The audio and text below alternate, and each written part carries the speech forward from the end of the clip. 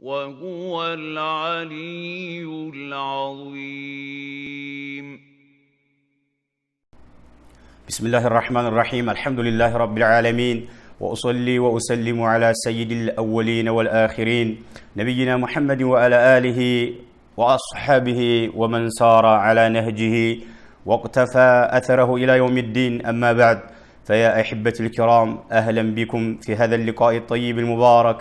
أسأل الله أن يهدينا إلى الصواب وأن يرزقنا الإخلاص والمتابعة في القول والعمل، إنه سميع مجيب.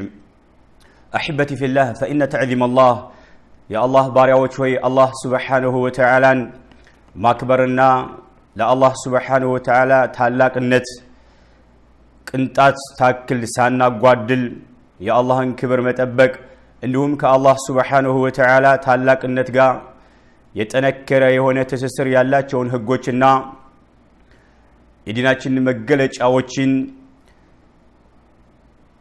አላህ ሱብሓነሁ ወተዓላ በሚፈልገው መልክ መስጠት በልብ ከሚፈጸሙ ዒባዳዎች መካከል ትልቅ ቦታ ከሚሰጣቸው ዒባዳዎች ናቸውና የግድ ልንጠባበቃቸው የግድ ነው ማለት ነው።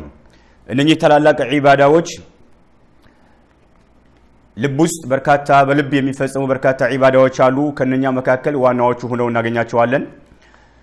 وبالذات في هذا الزمان በተለይም ባለንበት ወቅት الذي ظهر فيه ما يخالف تعظيم الله سبحانه وتعالى ከአላህ ታላቅነት ክብር ጋር የሚጋጩ የሆኑ በርካታ ነገሮች ግልጽ በሆኑበት ወቅት والاستهزاء بشاعر الله والازدراء لدين الله وأهله በተለይም ከአላህ Subhanahu Wa Ta'ala ክብር ጋር ትስስርነት ያላቸው ነገሮችን ሰዎች ዝቅ በሚያደርጉበት ወቅት ሰዎች ዝቅ ያደርጓቸዋል።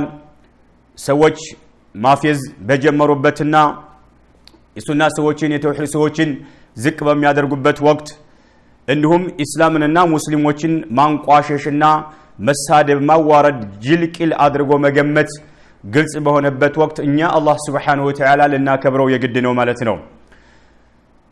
ዲናችንንና ተውሂድን የሚከተሉ የሆኑ ሰዎችን ልናከብራቸው የግድ ነው። ልናዋርዳቸው ልናንቋሽሻቸውና ጅልና ቂል አድርገን ልንመለከታቸው አይገባም። إن الإيمان بالله مبني على التعظيم بالله سبحانه وتعالى ማመን ከአላህ Subhanahu Wa Ta'ala ታላቅነትና ክብር ጋር የተሳሰረ ጉዳይ ነው ማለት ነው። በአላህ ማመን ለርሱ ለአላህ ክብር በመስጠት የተመሰረተ ሆኖ እናገኘዋለን። قال الله تعالى تكاد السماوات يتفطرن منه وتنشق الأرض وتخر الجبال هدا سورة مريم ላይ አላህ Subhanahu Wa Ta'ala እንዲህ ይላል፣ ሰማያት ሊቀደዱ ምድር ልትሰነጠቅ ጋራዎች ተንደው ሊወድቁ ይቀርባሉ። የሰው ልጆች የአላህ Subhanahu Wa Ta'ala ክብር ዝቅ ከማድረጋቸው የተነሳ ሰማያት ሊሰነጠቁ ምድር ልትቀደድና ጋራዎች ተንደው ሊወድቁ ይቀርባሉ። ስለዚህ እነኚህ ነገሮች አላህ Subhanahu Wa Ta'ala ያከብሩታል። እኛ ደግሞ የሰው ልጆች አላህ Subhanahu Wa Ta'ala ማክበር አለብን፣ ከኛ ይጠበቃል ማለት ነው። إن روح العبادة وأصلها تعظيم الله جل وعلا የዒባዳ ዋና ግንዱና መሰረቱ ውበቱ የአላህ Subhanahu Wa Ta'ala ክብር መጠበቅ ነው። ለአላህ Subhanahu Wa Ta'ala እውቅና መስጠት ነው።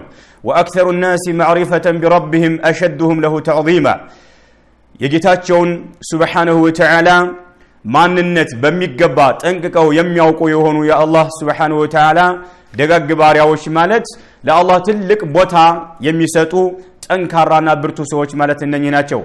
قد أمر الله عز وجل بتعظيمه الله سبحانه وتعالى إن لقوا زند الله أزونال.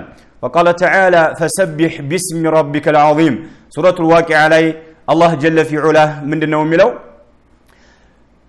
يلاقون جيتهن أودي سلال يتلاقون جيتهن أودي سلال الله سبحانه وتعالى فسبح باسم ربك العظيم يلاقون يجيتهن سم أودي سبلو الله سبحانه وتعالى نبي محمد عليه الصلاة والسلام من أزوال باتكالي أماتشونم أزوال ملتنو فالعظمة الكاملة لله جل وعلا يتمالى قدر يللو يهونا كبر يا الله سبحانه وتعالى بتشانو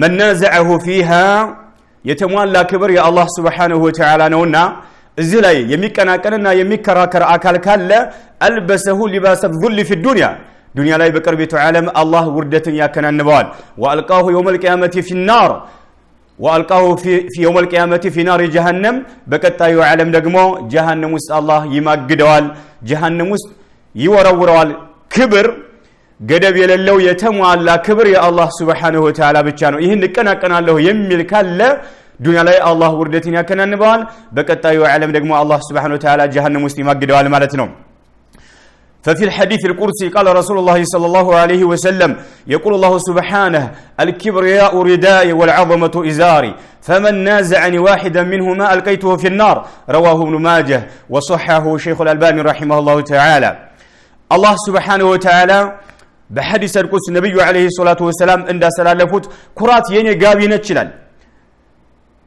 كبر يأني شرطنات إلى الله سبحانه وتعالى كهولت أندون يمكراكرن أكال كان لا እሳቱስ እጥለዋለሁ እማግደዋለሁ ስለዚህ ኩራት የአላህ ነው ክብር የአላህ Subhanahu Wa Ta'ala ነው የሰው ልጅ እነኚህ ነጥቦች ይከራከራለሁ የሚል ከሆነ አላህ Subhanahu Wa Ta'ala جهنم ውስጥ ይማግደዋል فالواجب علينا تعظيم الله حق التعظيم በእኛ ላይ ግዴታ የሚሆንብን ለአላህ ተገቢ በሆነው መልኩ አላህ Subhanahu Wa Ta'ala ማላቅና ማክበር አለብን وتعظيم شعائره አላህ Subhanahu Wa Ta'ala የሚገለጽባቸው የሆኑ يا الله መገለጫዎችን ማክበር አለብን لنسعد في الدنيا والآخرة ይህን ካደረግ በሁለቱም ዓለም ላይ እድለኞች እንሆናለንና اللهم ارزقنا تعظيمك على الوجه الذي يرضيك الله ሆይ ጌታችን ሆይ አንተን የሚያስደስት በሆነ መልኩ አንተን ማክበርን ስጠን አንተን ማላቅን ወፈቀን እያልኩ ንግግሬን በዚሁ እቋጫለሁኝ هذا والله أعلم وصلى الله وسلم على نبينا محمد وعلى آله وصحبه وسلم أجمعين